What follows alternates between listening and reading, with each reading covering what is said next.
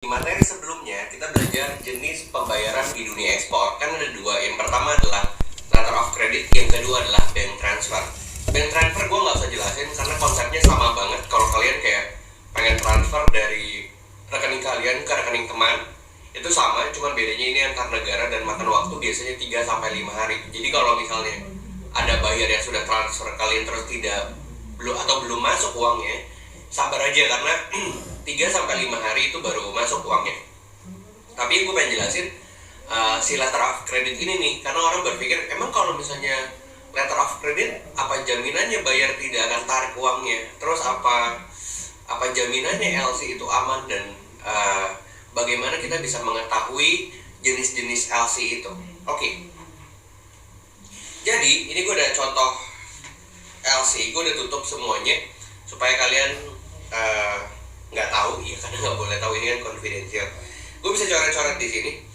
LC itu sebenarnya ada dua jenis yang paling umum digunakan. Yang paling umum digunakan itu yang pertama adalah LC irrevocable dan LC revocable.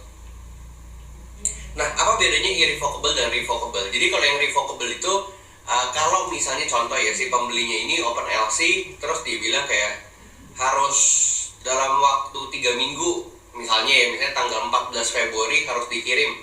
Nah, kalau misalnya di tanggal 14 Februari kita nggak kirim, itu uang bisa ditarik sama si bebayar.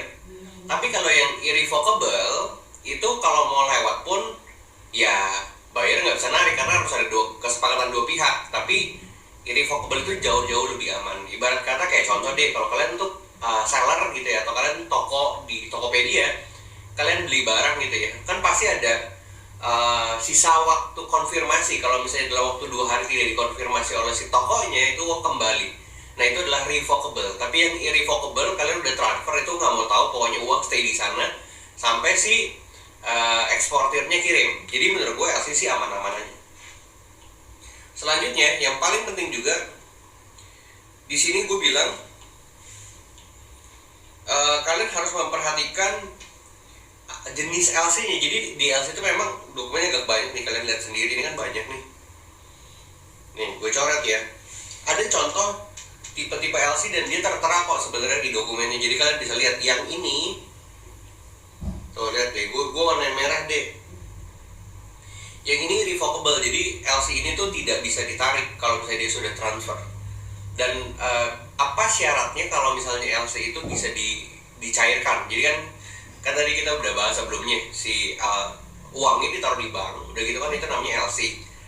Dokumen ini menjadi jaminan, maksudnya si dokumen LC ini akan dikasihkan ke kita, bentuknya kayak gini, yang ini. Itu nanti kalian bisa langsung siapin dokumen-dokumen yang diminta oleh si buyer. Nah, permintaannya tuh kelihatan di sini nih guys. Nih. Ada nih, lihat nggak nih?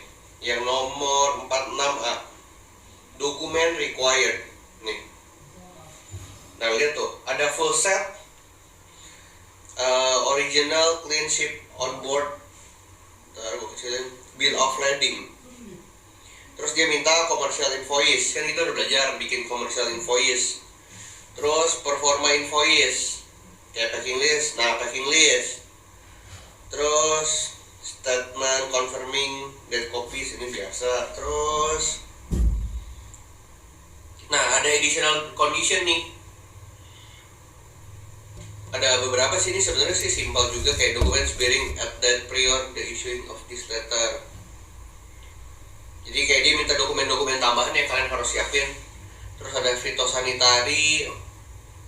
Terus banyak sih ini.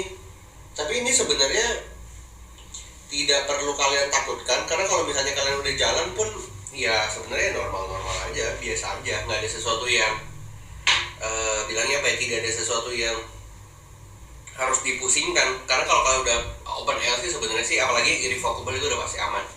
Jadi kalau misalnya kalian mau dapetin LC gitu ya,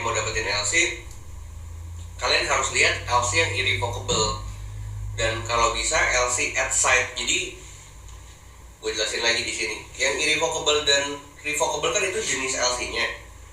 Nah selanjutnya tipe-tipe LC kayak gitu ada lagi namanya, ada misalnya kayak LC boleh irrevocable.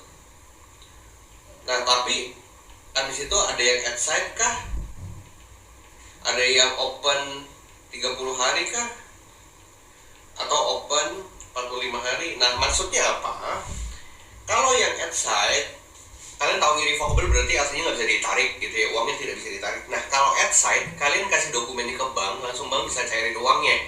Tapi kalau yang 30 hari, ketika kalian kasih dokumennya ke bank, start dari hari itu baru 30 hari kemudian uang ditransfer. 45 hari juga sama. Jadi itu hanya ditambah aja dari waktu dokumen kalian kasih ke bank, ditambah sekian hari.